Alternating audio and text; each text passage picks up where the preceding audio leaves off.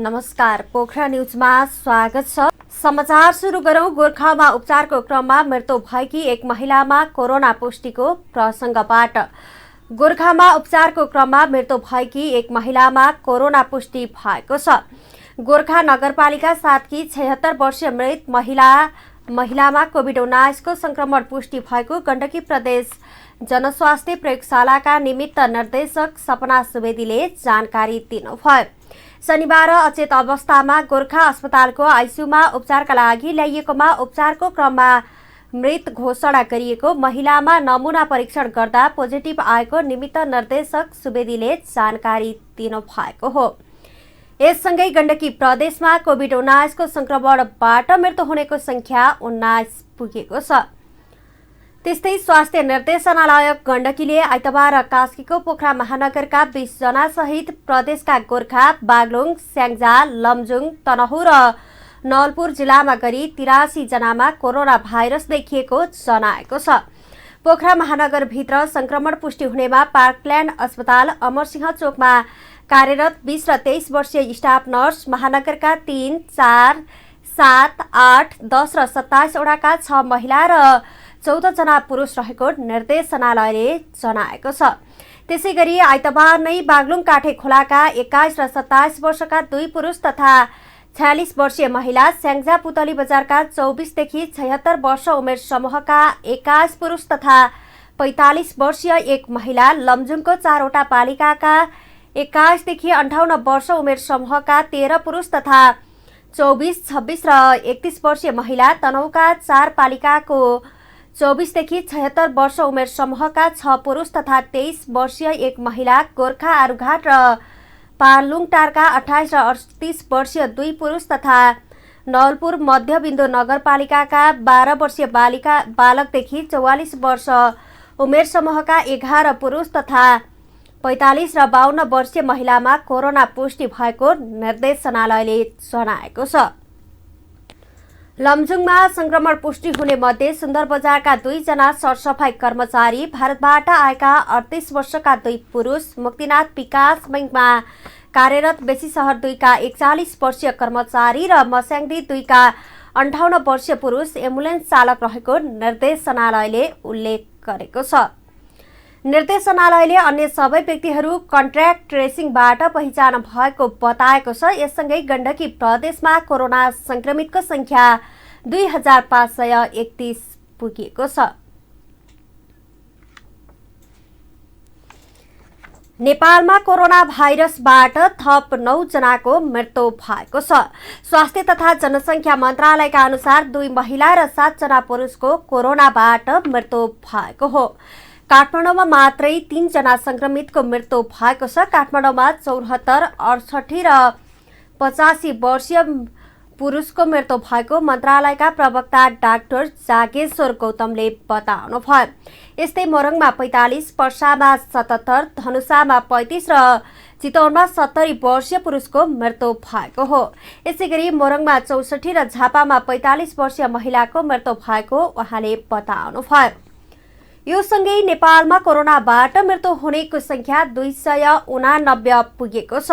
आज देशभरि 980 जनामा कोरोना संक्रमित थपिएका छन्। 10,382 पीसीआर परीक्षण भएकोमा महिला 290 र 690 जना पुरुषमा संक्रमण देखिएको छ, जसमा काठमाडौँमा 290, ललितपुरमा 32 र भक्तपुरमा 32 जनामा संक्रमण देखिएको छ। आजसम्म पीसीआर विधिबाट 7,68,345 नमुना परीक्षण भएकोमा 46,257 जनामा संक्रमण देखिएको छ। जम्मा 7,826 जना हुनुहुन्छ। विश्व नै कोभिड-19 को महामारीमा परेको छ। यसबाट नेपाल पनि अछुतो रहन सकेको छैन। 393, सुदूरपश्चिमको 964। आज देशभरि सक्रिय संक्रमितको संख्या 17,027 रहेको छ। प्रदेश नम्बर 1 मा 871, प्रदेश नम्बर 2 मा 528, बागमती प्रदेशमा 4,877 र गण्डकी प्रदेशमा 787 जना संक्रमित संस्थागत आइसोलेसनमा रहेका छन्। यस्तै प्रदेश नम्बर 5 मा 911, कर्णाली प्रदेशमा 377 र सुदूरपश्चिम प्रदेशमा 850 गरी देशभरि संस्थागत आइसोलेसनमा 9201 जना संक्रमित संस्थागत आइसोलेसनमा उपचाररत रहेका छन्। प्रदेश नम्बर 2 मा 3500, बागमती प्रदेशमा 2336 र गण्डकी प्रदेशमा 100 जना संक्रमित होम आइसोलेसनमा रहेका छन्। यस्तै प्रदेश नम्बर 5 मा 978, कर्णाली प्रदेशमा 43 र सुदूरपश्चिम प्रदेशमा 126 गरी देशभरि 7826 संक्रमित होम आइसोलेसनमा रहेका छन्। रौतहट राष्ट्रिय ट्रमा सेन्टरबाट सञ्चालन गर्ने भन्ने निर्णय भएको छ। आज 1814 जना संक्रमित निको भएर घर फर्किएका छन्। प्रदेश नम्बर 1 मा 2458, प्रदेश नम्बर 2 मा 8127, बागमती प्रदेशमा 3659 र गण्डकी प्रदेशमा 1805 जना डिस्चार्ज भएका छन्। यस्तै प्रदेश नम्बर 5 मा 5355, कर्णाली प्रदेशमा 2279 र सुदूरपश्चिम प्रदेशमा 5258 गरी देशभरि आजसम्म 28941 जना डिस्चार्ज भएका छन्। सरकारले वीर अस्पताललाई कोभिड अस्पतालको रूपमा सञ्चालन गर्ने भएको छ। अबको वीर अस्पतालबाट दिँदै आएका सेवाहरू राष्ट्रिय ट्रमा सेन्टरबाट उपलब्ध हुनेछन्। यसैगरी सरकारले विभिन्न शिक्षण संस्थाहरूमा स्वास्थ्य विधामा अध्ययनरत विद्यार्थीहरूलाई स्वयंसेवीका रूपमा परिचालन गर्ने भएको छ। आवश्यकता अनुसार विद्यार्थीहरूलाई स्वयंसेवी रूपमा परिचालन गर्न सम्झौता गर्ने निर्णय भएको उहाँले बताउनुभयो। त्रिवी शिक्षण अस्पताल र धुलीखेल अस्पतालमा आइसियु बेड निर्माणका लागि अर्थ मन्त्रालयले बजेट विनियोजन गरेको छ। प्रवक्ता डाक्टर गौतमका अनुसार दुवै अस्पतालमा 60 बेड आइसियु निर्माणका लागि मन्त्रालयले बजेट निकासा गरेको हो। पोखरामा एक बालिकालाई बलात्कार गरेको आरोपमा प्रहरीले एकजनालाई पक्राउ गरेको छ। 18 वर्षीय बालिकालाई जंगलको एकान्त बाटोमा एक्लै हिँडिरहेको अवस्थामा डर र धाकधम्की देखाई जबरजस्ती करडी गर्ने पोखरा 20 फलामका 35 वर्षीय गणेश खत्री पक्राउ परेको कास्की प्रहरी प्रवक्ता डीएसपी सुभाष हमालले जानकारी दिनुभयो। डीएसपी हमालका अनुसार पेसाले ट्याक्सी ड्राइभर रहेका खत्रीलाई शनिबार बिहान 8:45 जाँदा जंगलको एकान्त बाटोमा जबरजस्ती करडी गरेको आरोपमा शनिबार पोखरा 20 फलामबाटै पक्राउ गरिएको हो। खत्रीलाई पक्राउ गरी जबरजस्ती करडी उद्योग सम्बन्धी कसुर अन्तर्गत अनुसन्धान प्रक्रिया अगाडि बढाइएको प्रहरीले जनाएको छ। गण्डकी प्रदेशका प्रहरी प्रमुख डीआईजी घनश्याम अर्याललाई कोरोना पोजिटिभ देखिएको छ। उहाँमा आइतबार बिहान कोरोना संक्रमण पुष्टि भएको हो। 52 वर्षीय प्रहरी प्रमुख अर्यालसँगै एक 25 वर्षीय प्रहरीमा समेत कोरोना पुष्टि भएको पोखरा महानगर स्वास्थ्य महाशाखाका अधिकृत हरिलाल आचार्यले पोखरा न्युजलाई जानकारी दिनुभयो। कन्ट्र्याक्ट ट्रेसिङका आधारमा भएको स्वाब परीक्षणमा डीआईजी अर्याललाई कोरोना पोजिटिभ पाइएको अधिकृत आचार्यले बताउनु भएको छ। केही दिन यता पोखरामा प्रहरी भित्र कोरोना संक्रमण बढ्दै गएको छ।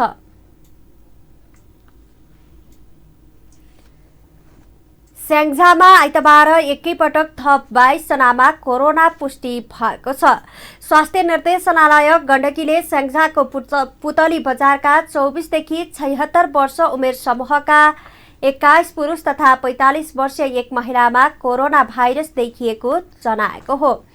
निर्देशनालयका अनुसार पुतली बजार ओडा नम्बर 1 की 45 वर्षीय महिला तथा 24, 30, 34, 35, 55 र 76 वर्षका पुरुष, ओडा नखुलेका 35 वर्षीय पुरुष र 3 का 44, 47, 50 र 52 वर्षका पुरुष, 13 का 46 र 47 वर्षका पुरुष, 14 का 30, 35, 36, 38, 39, 44, 46 र 57 वर्षका पुरुषमा कोरोना पुष्टि भएको हो।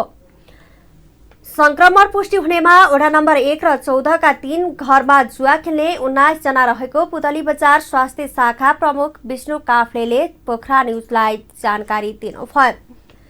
जुवा तास खेलिरहेको उनीहरूलाई 12 गते प्रहरीले नियन्त्रणमा लिइराखेकोमा 15 गते क्वारेन्टिनमा राखेर कोरोना परीक्षण गरिएकोमा नतिजा पोजिटिभ आएको उहाँले बताउनुभयो।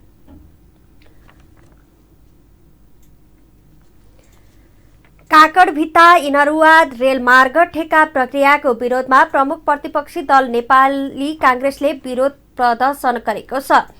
ठेक्का प्रक्रियाको विरोध गरिरहेको कांग्रेसका भातृ संगठनका नेताहरूले आज माइतीघरमा प्रदर्शन गरेका हुन्। ठेक्का प्रक्रियाको छानबिन गरी दोषीलाई कारबाही गर्नुपर्ने माग गर्दै भातृ संगठनका नेताहरूले मौन विरोध प्रदर्शन गरेका हुन्। महामारीको समयमा जनता कोरोनाबाट प्रभावित भइरहेको बेला सरकारले मिली महत्त्वमा ठेक्का लिएको उनीहरूको आरोप छ। अहिले उपत्यकामा निषेधाज्ञा जारी छ। संक्रमणको जोखिम दिनदिनै बढ्दै गएपछि प्रशासनले निषेधाज्ञा जारी गरेको हो। निषेधाज्ञाकै बीचमा कांग्रेसका भातृ संगठनका नेताहरू प्रदर्शनमा उत्रिएका हुन् भने 12 जना मात्रै सहभागी भएर सामाजिक दूरी कायम गरी प्रदर्शन गरिएको उनीहरूले बताएका छन्। रेलमार्गको ठेक्कापट्टा रोकेर छानबिन गर्न लेखा समिति, विकास समिति र अख्तियार दुरुपयोग अनुसन्धान आयोगलाई उनीहरूले आग्रह गरेका छन्। प्रदर्शनकै क्रममा प्रहरी आइपुगेपछि उनीहरू तितर बितर भएका थिए।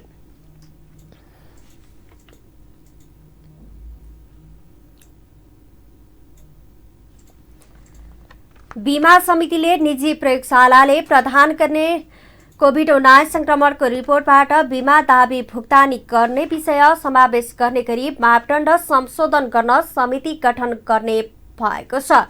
समितिका अध्यक्ष चिरञ्जीवी चापागाईले बीमा समितिका कार्यकारी निर्देशकको संयोजकत्वमा अर्थ मन्त्रालय, स्वास्थ्य मन्त्रालय र सरकारवाला पक्ष सहितको समिति गठन गर्न लागि बताउनुभयो।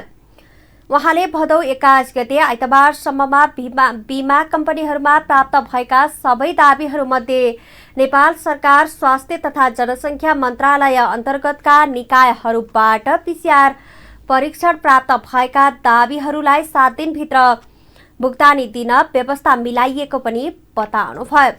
नेपाल सरकार स्वास्थ्य तथा जनसङ्ख्या मन्त्रालय अन्तर्गतका निकायभन्दा बाहेकका प्रयोगशालाहरूबाट प्राप्त दाबीहरूको सम्बन्धमा विस्तृत छानबिन गर्न कोरोना बीमा मापदण्ड 2077 को दफा 16 बमोजिम समितिका कार्यकारी निर्देशकको संयोजकत्वमा अर्थ मन्त्रालय र स्वास्थ्य मन्त्रालयको प्रतिनिधि सहितको अनुदान व्यवस्थापन समिति गठन गरी छानबिन गरेपछि मात्र भुक्तानी सम्बन्धी निर्णय गरिने स्पष्ट पार्नुभयो। प्राप्त भएका दाबीहरूलाई समितिबाट जारी भएको कोरोना मापदण्ड 2077 बमोजिम 7 दिनभित्र भुक्तानी दिने मतलब चाहिँ नेपाल सरकार जति पनि पेन्डिङ छन् ती पेन्डिङ मध्ये चाहिँ नेपाल सरकार स्वास्थ्य मन्त्रालय अन्तर्गतको निकायबाट टेस्ट भएकोलाई चाहिँ 7 दिनभित्र तुरुन्त पेमेन्ट दिने। त्यसै गरेर दोस्रो नम्बरमा आज मिति 2077 साल भदौ 21 गते आइतबारसम्म नेपाल सरकार स्वास्थ्य तथा जनसङ्ख्या मन्त्रालय अन्तर्गतका निकायभन्दा बाहेकका प्रयोगशालाहरूबाट प्राप्त दाबीहरूको विस्तृत छानबिन गर्न कोरोना बीमा मापदण्ड 2077 को दफा 16 बमोजिम समितिका कार्यकारी निर्देशकको संयोजकत्वमा नेपाल सरकार अर्थ मन्त्रालय र नेपाल सरकार स्वास्थ्य तथा जनसङ्ख्या मन्त्रालयको प्रतिनिधि रहेको अनुदान व्यवस्थापन समितिले छानबिन गरी उक्त समितिको सुझावको आधारमा बीमा दाबी भुक्तानी सम्बन्धी निर्णय गर्ने। जति पनि चाहिँ नेपाल सरकारभन्दा बाहिरबाट आएको छन् भने तिनीहरूको छानबिन गरेर छिटोभन्दा छिटो पेमेन्ट दिने।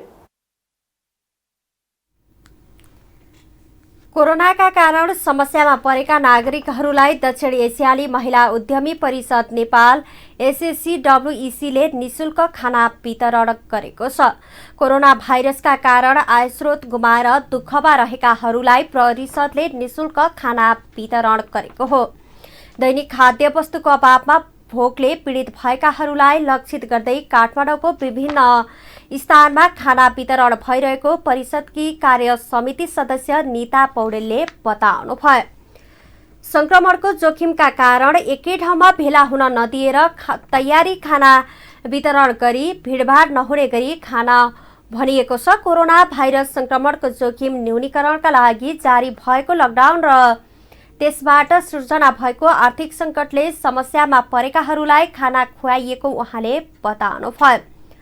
भदौ 19 गतेबाट संस्थाले खाना खुवाइरहेको छ।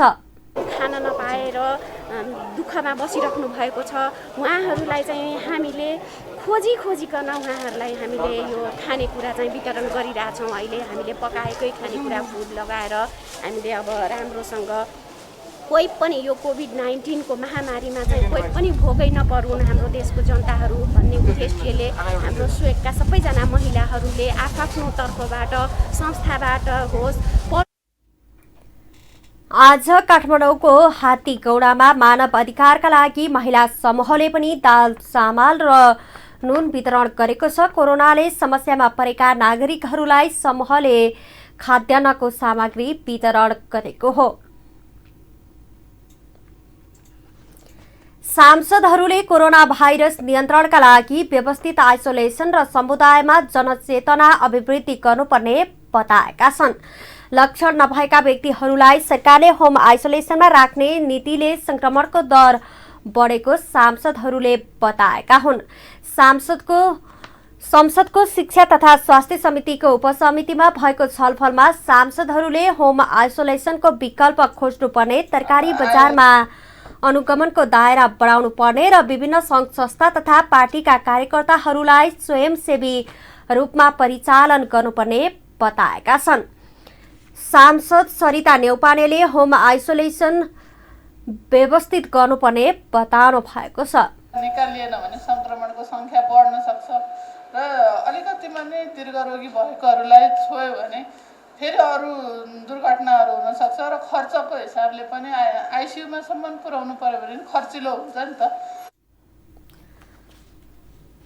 सांसद अञ्जना बिसाङ्खेले स्थानीय तहहरूले शिक्षा, स्वास्थ्य लगायतका क्षेत्रका व्यक्तिहरूको सूची सङ्कलन गरी स्वयंसेवी रूपमा परिचालन गर्ने गरी अगाडि बढ्नुपर्ने बताउनुभयो।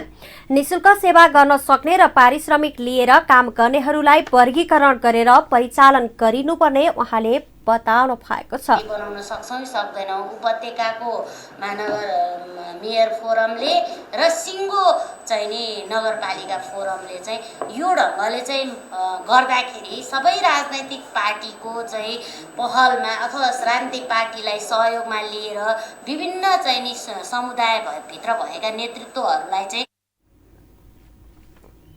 सांसद सन्त थारूले सीमा क्षेत्रमा कडाई गरेर विभिन्न सङ्घ संस्था र पार्टीका कार्यकर्ताहरूलाई कोरोना नियन्त्रणका लागि परिचालन गर्नुपर्ने बताउनुभयो। टिभीमा देखिने गरेर कुरा मात्रै नगरेर काम पनि सही तरिकाले गर्नुपर्ने भन्दै उहाँले आक्रोश व्यक्त गर्नुभयो। सङ्घ संस्थाहरूलाई राम्रोसँग परिचालन गर्नुपर्छ। अब हामी त्यत्तिकै अघि नै प्रमुखहरूले भन्नुभयो टिभीमा देखिने र टिभीमा राम्रा कुरा गर्ने र फिल्डमा नखट्ने मान्छेहरू पनि छन्। एकदम प्रत्येक टोलमा तपाईँको राम्रो त्यो कन्ट्रोल समिति या केही नाम दिएर समिति बनाएन भने सकिन्न, गफ मात्र हुन्छ कि।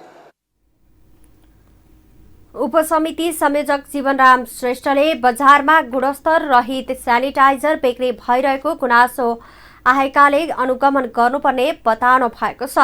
कालीमाटी तरकारी बजारमा धेरै संख्यामा संक्रमण रहेका व्यक्तिहरू रहेको आशंका व्यक्त गर्दै उहाँले व्यापार व्यवसाय गर्न नपाउने डरले लुकेर बसेका संक्रमितलाई खोज्नुपर्ने बताउनुभयो। यो कुराहरूलाई पनि व्यवस्थापन गर्नेतर्फ ध्यान दिनुपर्ने आवश्यकता चाहिँ नि छ। कोरोनाको लागि भनेर सेनिटाइज युज भइरहेछ। सेनिटाइज पनि बजारमा कमसल खालका सेनिटाइजहरू जताततै बिक्री भइरहेको गुनासोहरू एकदम आइरहेछ। काठमाडौँ उपत्यका भित्रका 3वटै जिल्ला प्रमुख अधिकारीहरूले काठमाडौँ उपत्यका प्रवेशमा थप कडाई गर्नुपर्ने बताएका छन्। प्रतिनिधि सभाको शिक्षा तथा स्वास्थ्य समिति अन्तर्गतको उपसमितिको आइतबारको बैठकमा उपस्थित भएका उपत्यका भित्रका 3वटै जिल्लाका प्रमुख जिल्ला अधिकारीहरूले उपत्यका प्रवेश गर्ने र बाहिरिने मानिसहरूको आवागमनमा थप कडाई गर्नुपर्ने बताएका हुन्। काठमाडौँ जिल्लाका प्रमुख जिल्ला अधिकारी जनकराज दाहालले उपत्यका प्रवेश गर्ने 5वटै नाकामा सेना परिचालन गर्नुपर्ने बताउनुभयो। टाइट गर्नुपर्ने हुन्छ र यो सीमा टाइट गर्ने कुरा चाहिँ मैले चाहिँ भनेको थिएँ के भने हामीले सल्लाह पनि गरेको थियौँ त्यहाँ चाहिँ नेपाली सेनाकै टिमलाई डेडिकेट गरौँ न, लोकेट गरौँ न, त्यहाँ के फरक पर्छ, नेपाली सेनाको एउटा ट्रुप्स नै राखिदिउँ त्यहाँ जति 5वटा नाकामा राखिदिउँ न, के फरक पर्छ भनेर मैले पनि हामीले डिडिएमसीबाट 2-3 पल्ट निर्णय गर्दा माथि पठाइयो। तर सिसिएमसीमा त कुराको त्यति सुनवाई नभएको हो कि के हो, किनभने प्रहरी त यति लेथार्जिक छ, जडेला उठाउने भने प्रहरी, त्यसपछि गएर चोर गर्न भने प्रहरी, सुनचोर पनि नुनचोर पनि सबै प्रहरी लेथार्जिक। त्यस कारणले गर्दाखेरि यसमा चाहिँ सिमानाको सुरक्षामा चाहिँ टक्क त्यहाँको मेडिकल टिम र हजुरको चाहिँ एउटा मेडिकल टिम एम्बुलेन्स सहितको एउटा चाहिँ अब सेनाको ग्रुप राखिदियो, टिम राखिदिने हो भने त्यो निकायमा त्यहाँ एकदमै टाइट हुनसक्छ जस्तो मलाई लाग्छ। निगरानी नगरपालिका मेयर फोरमका सचिव एवं मध्यपुर ठिमी नगरपालिका प्रमुख मदन सुन्दर श्रेष्ठले अहिले उपत्यकामा लागू भएको तेस्रो चरणको निषेधाज्ञा नाम मात्रैको भएको बताउनुभयो। बिहान 11 बजेसम्म सबै पसल खोल्न पाउने, 2 बजेदेखि सबै ढुवानी सञ्चालन गर्ने र सडकमा सवारी चलाउन पाउने हो भने निषेधाज्ञा गर्नुको अर्थ नहुने उहाँले बताउनुभयो। कोरोना भाइरसका कारण नेपालमै रोकिएका केही कामदारहरू कतार प्रवेश गरेका छन्। गएको मार्च 9 तारिकमा नेपालबाट कतार प्रवेश गर्न कतार एयरवेजले रोक लगाएसँगै बन्द रहेका उडानहरू कतारबाट नेपालतर्फ चार्टर उडानको रूपमा सञ्चालित रहे पनि नेपालबाट कामदार कतार प्रवेश गरेको यो पहिलो पटक रहेको छ। झण्डै 6 महिनामा पहिलो पटक नुवाकोटको उत्तम भण्डारी सहित 7 जना कामदारहरू कतार आएका हुन्। कम्पनीले कतार इन्ट्री पर्मिट निकालिदिएपछि चिने जानेका मेन पावरको साथी मार्फत टिकट र पीसीआर परीक्षणको रिपोर्ट लिएर उनीहरू कतारमा अवतरण गरेका हुन्। भण्डारीका अनुसार नेपालको लकडाउनको अन्त भएसँगै नेपालीहरूले कतारमा सहजै प्रवेश पाउने विश्वास व्यक्त गरेका छन्। पोखरा न्युजमा पालो आर्थिक समाचारको।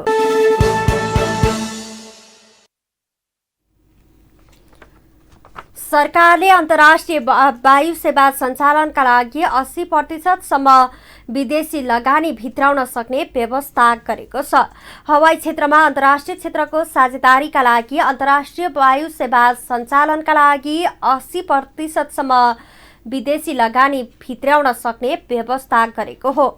तर नेपाली लगानीकर्ताहरूले अन्तर्राष्ट्रिय वायु सेवा सञ्चालनका लागि आवश्यकता अनुसार कुल लगानीको 80% नबढ्ने गरी लगानी भित्राउन सक्ने व्यवस्था गरिएको छ। यसैगरी आन्तरिक वायु सेवाका लागि 49% सम्म विदेशी लगानी भित्राउन सकिनेछ। फ्लाइङ स्कुलका लागि 90% सम्म, मर्मत सम्भार संस्थाले 96% सम्म र यात्रु सेवा सुविधा प्रदायक व्यवसायमा 75% सम्म विदेशी लगानी भित्राउन सक्ने गरी हवाई नीतिको मस्यौदा तयार भएको पूर्व सचिव एवं हवाई नीति मस्यौदा समितिका संयोजक एके प्रसाद गौतमले बताउनुभयो। वर्षमा विदेशी लगानी 80% चाहिँदैन भने त्यो पनि गर्न सक्ने प्रावधान सकिनेछ भन्ने शब्द राखेका छौँ हामीले। अनि आन्तरिक वायु सेवामा 49% सम्म, किनभने आन्तरिकमा सोभरेनिटीको कुरा धेरै कुराहरू आउँछन् नि, डोमेस्टिकमा ठाउँ त्यसमा 49% मात्रै विदेशी, 51% नेपालीको, यसमा चाहिँ हामी अलिकति स्ट्रिक्ट भएका छौँ। सञ्चालकहरूले 5 वर्षभन्दा कम उमेरका वायुयान आयात गरेमा भन्सार महसुल तथा लिज करमा सहुलियत दिने र त्यस्ता वायुयानको निरन्तर सञ्चालनको क्रममा पहिलो 3 वर्षसम्म आयकरमा सहुलियत दिने व्यवस्था पनि गरिएको उहाँले बताउनुभयो। विमानहरू ल्याउनु पर्यो, 5 वर्षभन्दा मुनिका कम एजका विमान ल्याउनु पर्यो, त्यसपछि सञ्चालन गर्नु पर्यो, सहुलियत दिने। त्योभन्दा बढी ल्यायो भने तिमीहरू पुराना विमान पनि ल्याउने है, अनि त्यसपछि अनि फेरि सहुलियत पनि धेरै खोज्ने भन्ने कुरा चाहिँ अलिक हुँदैन है भन्ने कुरामा हामी बसेका छौँ।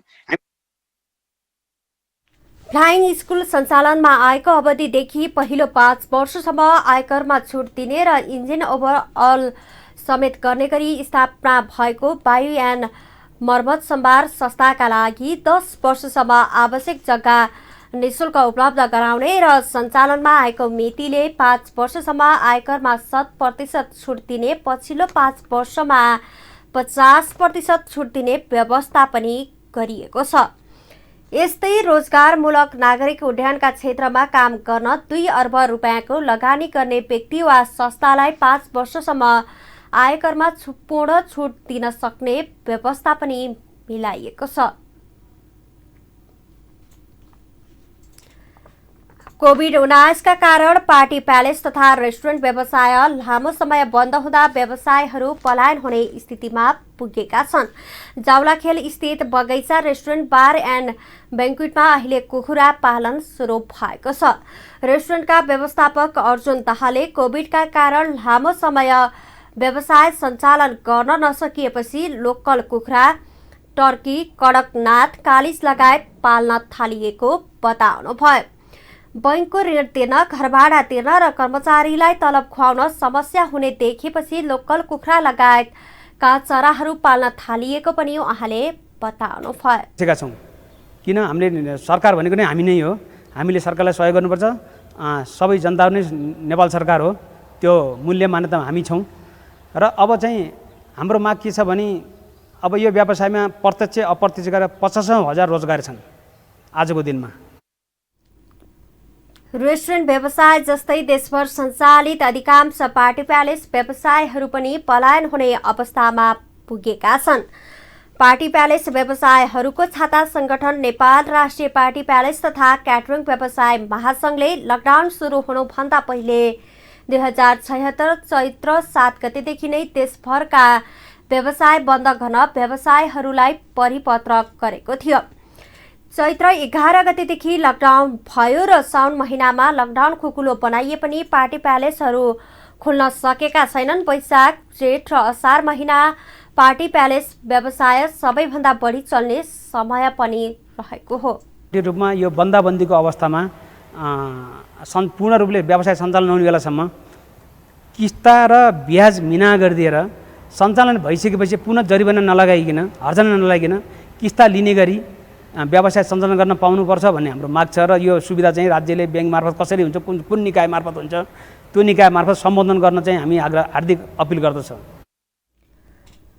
महासंघमा आबद्ध देशभरिका पार्टी प्यालेस व्यवसायमा 50,000 भन्दा बढी व्यक्तिले रोजगारी पाउँदै आएका छन्, जसमध्ये 15% स्थायी रूपमा कार्यरत छन्। लकडाउन भए यता 3 महिनासम्म सबै कर्मचारीलाई पुरै तलब दिएकोमा त्यसपछि भने अधिकांश व्यवसायीले आधा तलब पनि मुस्किलले दिन सकेको प्रवक्ता पाण्डेले बताउनुभयो। उहाँले व्यवसाय गर्न सक्ने स्थिति नरहेपछि अब व्यवसायलाई केमा परिणत गर्न सकिन्छ भन्ने चिन्तामा व्यवसायीहरू पुगेको बताउनुभयो। 70% व्यवसाय बैंकको ऋणबाट सञ्चालित रहेकोमा सरकारले किस्ता र ब्याज रकम व्यवसाय पुनः सञ्चालनमा आएपछि मात्रै तिर्ने व्यवस्था मिलाउन समेत महासंघले अपिल गरेको बताउनुभयो।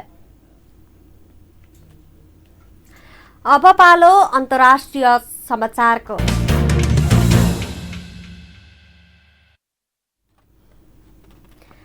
भारतमा एकै दिन 90,000मा कोरोना संक्रमण पुष्टि भएको छ। त्यहाँका स्वास्थ्य मन्त्रालयका अनुसार पछिल्लो 24 घण्टामा 90,633 नयाँ संक्रमित थपिएका हुन्। कोरोना भाइरसबाट भारतमा 41,93,000 बढी संक्रमित थपिएका छन् भने त्यहाँ कोरोना भाइरसकै कारण मृत्यु हुनेको संख्या 70,626 पुगेको छ। भारतमा एकै दिन शनिबार कोरोना भाइरसको कारण 1,065 जनाले ज्यान गुमाएका छन्। यति बेला भारत विश्वमा सबैभन्दा धेरै नयाँ संक्रमित र मृत्यु हुने मुलुकमा गनिएको छ। जोन्स हपकिन्स युनिभर्सिटीको तथ्याङ्क अनुसार अहिले भारतमा कोरोना भाइरसको कारण सबैभन्दा बढी प्रभावित बनेको छ। हालसम्म भारतमा कोरोना भाइरसका कारण 31,80,000 भन्दा धेरै संक्रमित निको भएर घर फर्किएका छन् भने 8,62,000 भन्दा धेरै संक्रमित उपचाररत रहेका छन्। पोखरा न्यूजमा खेल समाचार। क्यारेबियन प्रिमियर लिग सीपीएल क्रिकेटमा सन्दीप लामिछानेको टिम जमैका तलवार 7 विकेटले पराजित भएको छ। ट्रिनिडाड स्थित ब्रायन लारा रङ्गशालामा भएको खेलमा जमैका बार्बाडोस ट्रिनिडाडसित 7 विकेटले हारेको हो। टस जितेर जमैकाले ब्याटिङ रोजेको थियो। निर्धारित 20 ओभरमा खेलमा जमैकाले 4 विकेटको क्षतिमा 161 रन बनाएको छ। 162 रनको लक्ष्य बार्बाडोसले 18.2 ओभरमा 3 विकेट गुमाएर पूरा गरेको हो। बार्बाडोसका लागि कप्तान जेसन होल्डरले 69 रन बनाउनु भयो। यस्तै जोनाथन कार्टरले 42 तथा मिचेल स्याटरले अभिजित रहँदै 35 रनको योगदान दिनुभयो। बलिङतर्फ जमैकाका लागि सन्दीप ओसाने थोमस र प्रिस्टिन असोनीले 1-1 विकेट लिनु भएको छ। किफायती बलिङ गर्ने क्रममा सन्दीपले 4 ओभरमा 26 रन खर्चनु भयो। उहाँले बार्बाडोसका कप्तान होल्डरको विकेट लिनु भएको थियो। यसअघि ब्याटिङ गरेको जमैकाका लागि जर्मनी ब्ल्याकवुडले सर्वाधिक 74 रन बनाउनु भयो। यसमा उहाँको 4 छक्का र 5 चौका समेत सामेल भएको थियो। यस्तै आन्द्रे रसेलले 28 बलमा 5 छक्का र 4 चौकाको मद्दतमा 54 रनको अर्धशतकीय पारी खेल्नुभयो। ग्लेन फिलिपले 17 रन बनाउनु भएको छ। बलिङतर्फ बार्बाडोसका जोसुवा bishop, Jason holder, Rashid Khan र हेडेन वाचले 1-1 विकेट लिनुभयो। सन्दीप आबद्ध जमैकाको लिग चरणको अब एकमात्र खेल खेल्न बाँकी छ। जमैका यसअघि नै सेमी फाइनलमा प्रवेश गरिसकेको छ। अङ्क तालिकाको चौथो स्थानमा रहेको जमैकाले अब सेमी फाइनल भने शीर्ष स्थानको ट्रिनिडाड नाइट राइडर्ससित खेल्नु पर्नेछ। पोखरा न्युजमा पालो मौसम समाचारको।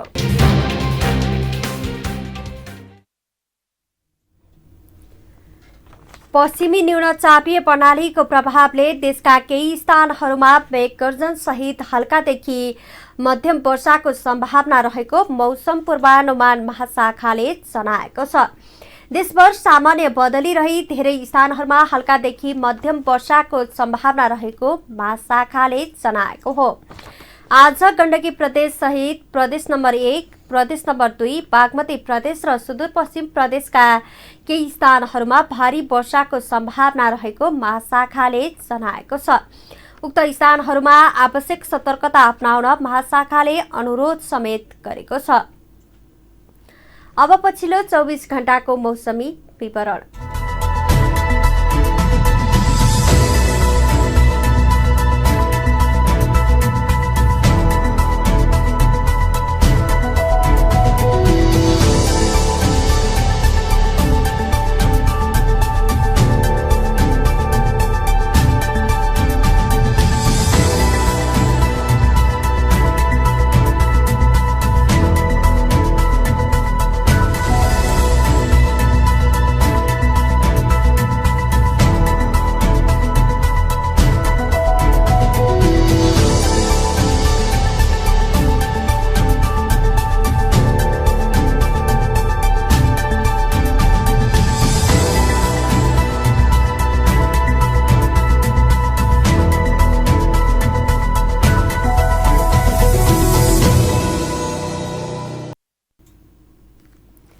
हवस् त अहिलेलाई पोखरा न्युज यति नै। हामीलाई आज्ञा दिनुहोस्।